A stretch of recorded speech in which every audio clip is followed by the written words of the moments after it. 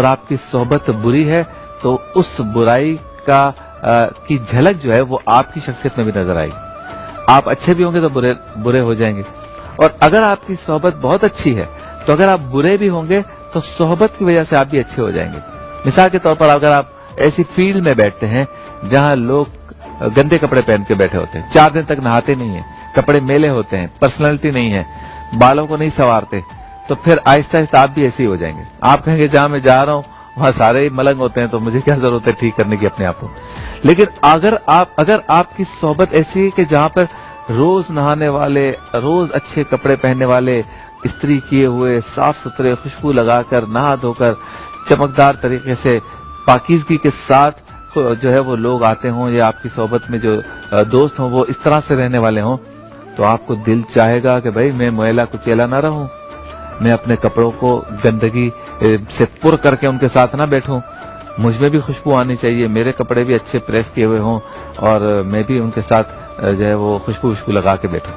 तो ये सोहबत का अंजाम, ये सोहबत का असर होता है। एक कहावत मशहूर है, खरबूजे को देख के खरबूजा रंग पकड़ता है। इसका मतलब ये नहीं है कि आपने 2 खरबूजे रखे तो थोड़े दिन बाद इसका कलर इसमें चला जाएगा, उसका इसमें, इसका मतलब ये नहीं है। ये है दूसरी एक कहावत है कि जरासीम लग जाते हैं, नहीं हम कहते इसके जरासीम लग गए।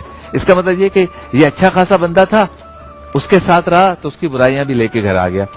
तो आजकल तो वैसे ही वायरस का दौर है, तो वायरस क्या है, यही तो है, वो लेके आया आपको लग गया, आप लेके गए, वो अच्छा खासा था उसको लगा दिया, तो ये ट्रांसफर। तो यही सोहबत का है। अगर आप उलमा की सोहबत में बैठेंगे, पढ़े लिखे लोगों की सोहबत में बैठेंगे, तो आपकी गुफ्तगू का अंदाज भी वैसा ही होगा। मशवरा क्या है? मशवरा यह है कि अपने इर्द गिर्द नजर दौड़ाएं, कोई अच्छा पढ़ा लिखा शख्स तलाश करें, अच्छे पढ़े लिखे दोस्त तलाश करें, बिलखुसूस माशरे में अल्लाह से डरने वाले, अल्लाह की बातें बताने वाले कोई अल्लाह के वली या अल्लाह के वली नुमा शख्स को या शख्सियत को या हस्ती को तलाश करें। खानकाहों से कांटेक्ट में रहें, मस्जिद से कांटेक्ट में रहें, मस्जिद के अइम्मा से कांटेक्ट में रहें, उलमा और मुफ्तियान किराम से, इल्मी शख्सियत से कांटेक्ट में रहें, वो जिनको दुनिया से कोई गर्ज ना हो उनके कांटेक्ट में रहें। जब आप उनसे मिलते रहेंगे तो आपकी तबीयत में ठहराव आएगा, आपको खुद दिली सुकून मिलेगा। और इसका एक और भी रास्ता है, और वो ये रास्ता है कि अगर आपके पास वक्त हो तो जैसे मैंने भी अपनी जिंदगी में एक बार 3 दिन के लिए मैं मदनी काफिले में चला गया। एक मस्जिद में हम गए, वहां पर मोबाइल हमने बंद कर दिए।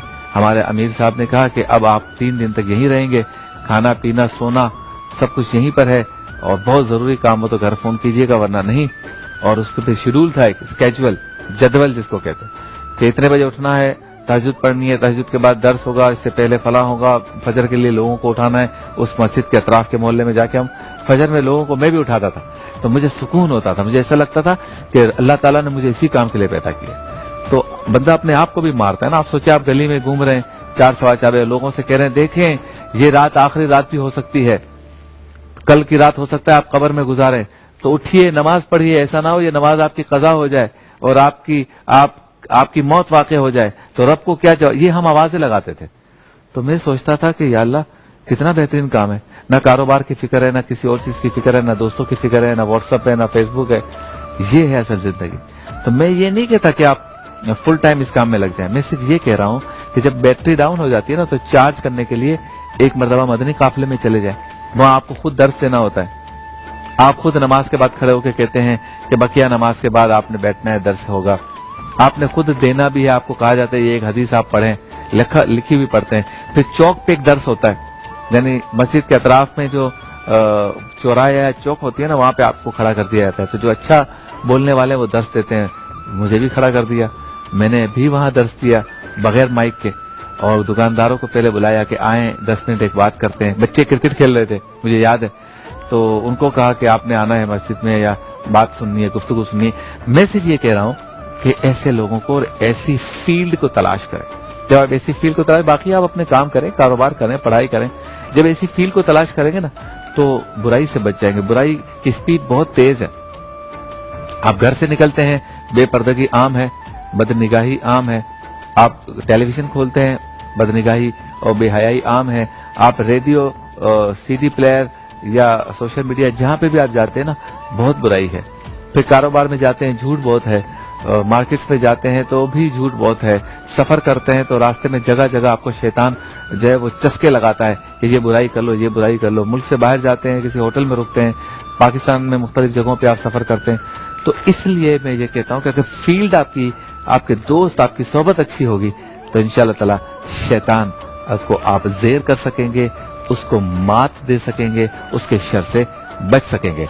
तो पैगाम है मेरे बेटों के लिए, बेटियों के लिए, भाइयों के लिए, बहनों के लिए कि अच्छी सोहबत इख्तियार करें ताकि जो है वो आप खुद भी अच्छे हो जाएं। चलते हैं ब्रेक की जानिब, वापस लौटेंगे।